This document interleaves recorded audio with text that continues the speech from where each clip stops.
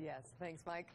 Joining us, as he does every Monday at this time, His Worship Saskatoon Mayor Don Acheson. How are you? I'm well, thank you. So you were telling me no pie in the face. No pie in the face. I unfortunately was tied up. I was out of the office at that particular point in time. Oh, you lucked out on that one. Yes. All right, so let's start off with, in about 3 years, you're thinking of a rapid transit system for the city.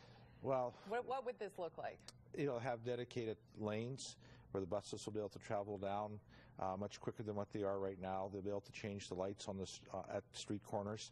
The idea is that instead of sitting in your car driving all the time, perhaps you'll grab a bus, and they'll be very frequent on these locations. It won't be a scheduled timing, so every 10 minutes or so there should be a bus going by that you'll be able to jump on.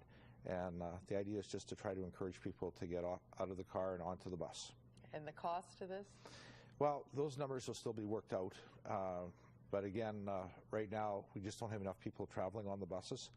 And so we have to look at a system how we can encourage more people to ride the bus. Maybe big screen TVs? Well, actually, there's it's an option? Television. Well, they put them on airplanes, you know. Yeah, that's and true. If they have them on airplanes, why can't they watch CTV on the buses in the morning? I think that's an incredible idea. So there's you said it right here.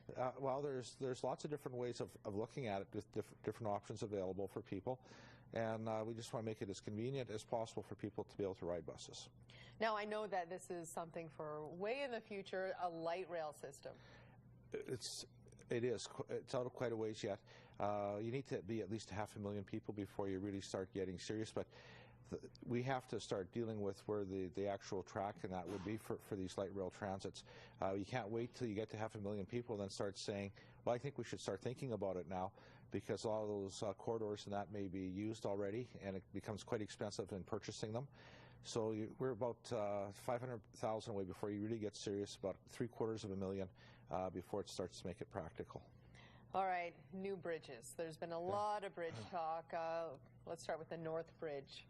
Well, first of all, these are plans for the future, and people are always saying, like, what are the plans for the city? Well, if you don't start talking about them and showing people what we're going to be doing, all of a sudden it becomes a surprise at the end.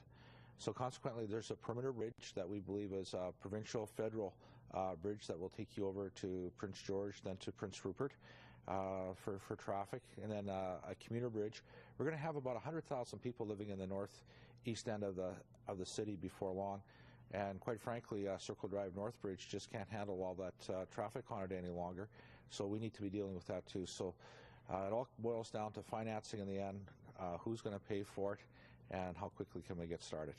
Okay, thank you so much for joining us, and I look forward to talking to you next Monday. Very good. And now here's the look at your sports news.